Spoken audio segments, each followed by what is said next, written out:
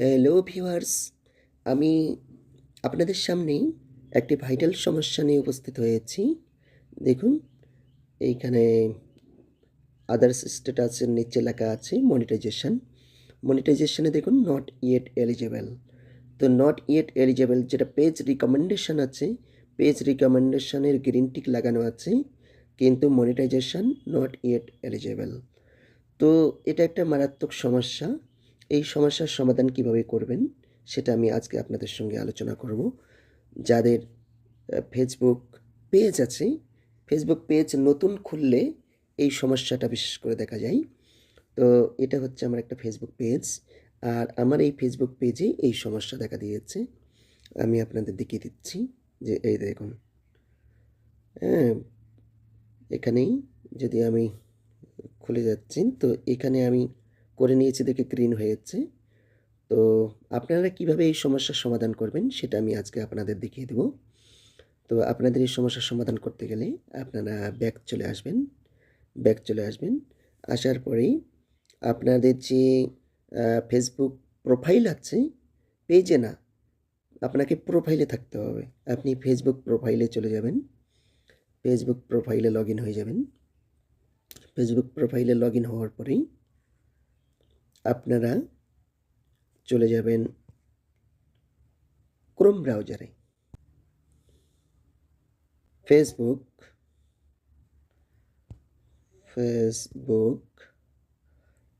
Branded, BRAN branded content, CONTENT content, Facebook branded content, এইটা আপনারা search করে click করবেন।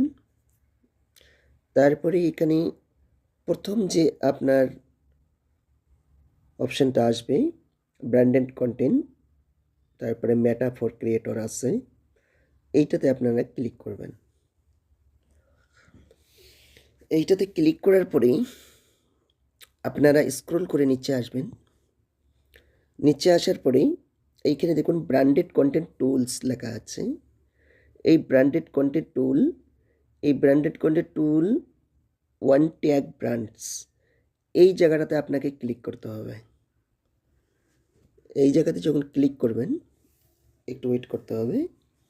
এরপরে আপনাদের সিলেক্ট পেজ, আপনার যে ফেসবুক পেজ আছে, যেমন আমার ফেসবুক পেজ হচ্ছে নিউ লুক, এইটাতে সিলেক্ট করে নিতে হবে। সিলেক্ট করার পরে আপনাদের এই যে সেন্ড বোতামে ক্লিক করতে হবে।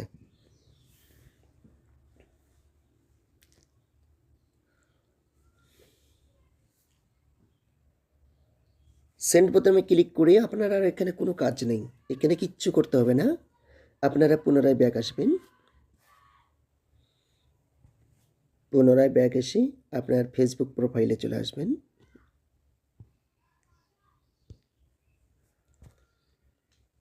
ব্যাক করে ফেসবুক প্রোফাইলে চলে আসলেন। আসার পরেই যে পেজে সমস্যা ছিল, এই পেজে আবার লগ ইন হতে হবে।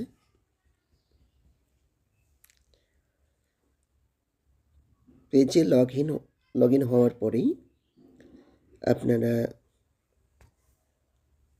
প্রোফাইল আইকনে ক্লিক করে প্রফেশনাল ড্যাশবোর্ডে চলে যাবেন। প্রফেশনাল ড্যাশবোর্ডে যাওয়ার পরেই আপনারা নিচে স্ক্রল করে আসবেন। আসার পরে যে টুলস লেখা আছে, এখানে ক্লিক করবেন। টুলসে ক্লিক করার পরে নিচে চলে আসবেন,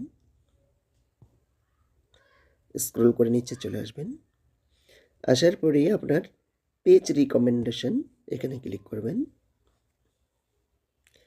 এখানে ক্লিক করার পরেই আপনি পেজ স্ট্যাটাস, এইখানে ক্লিক করবেন। এইখানে ক্লিক করার পর দেখুন রিকমেন্ডেশনও অ্যাক্টিভ করা হয়ে গেছে, আর মনিটাইজেশনও অ্যাক্টিভ।